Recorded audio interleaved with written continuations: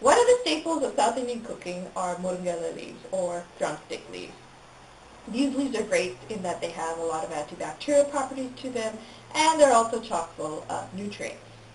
The other great thing about these leaves is that they grow like weeds. So you pretty much will find them either in your neighbor's backyard or in your own backyard.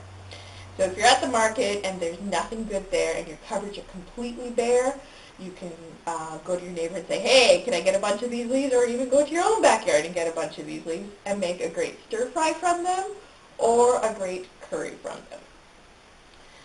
Now in Canada, of course, we don't have the right climate to grow these leaves.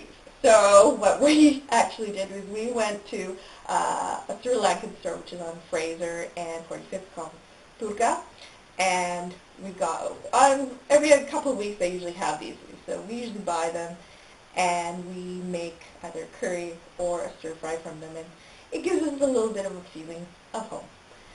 In this video, I will show you how to make a good Moringa stir fry. For this recipe, you will need 1 teaspoon of salt or to taste, 2 tablespoons of canola oil, 2 medium-sized white onions diced, 3 dried chilies chopped, 1 teaspoon of mustard seeds, and 5 bunches of drumstick leaves. As the stalks of the Moringa leaves are very tough, you will want to only use the leaves. To get the leaves off the stalk, grab the stalk with one hand and pull the leaves off with the other, as shown here.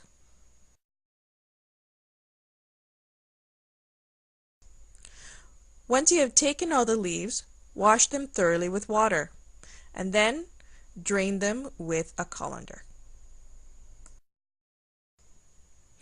In a hot pan, add the oil.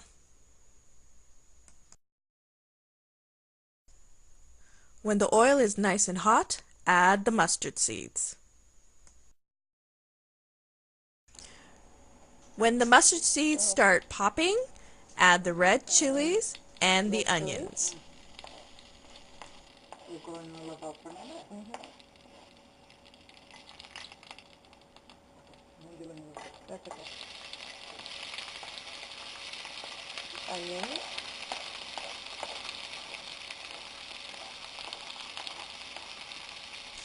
Sauté the onions until they are slightly brown.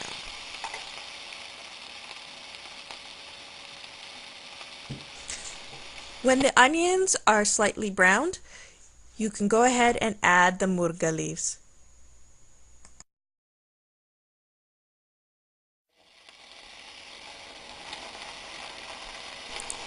After you've added all the leaves to the pan, you want to constantly stir, making sure that they don't get stuck to the bottom of the pan or clump up. After a while of cooking, the leaves will start to wilt and reduce. At this point, you can go ahead and add the salt.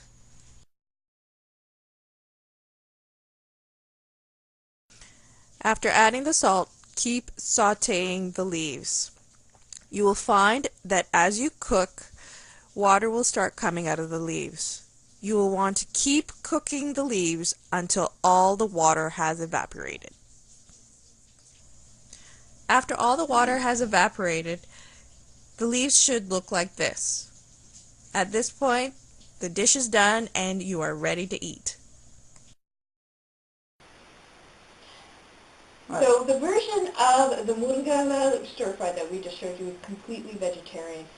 Other non-veg variations that you could do would be adding dried anchovies to it, dried shrimp to it, or even just regular shrimp. It's totally up to you.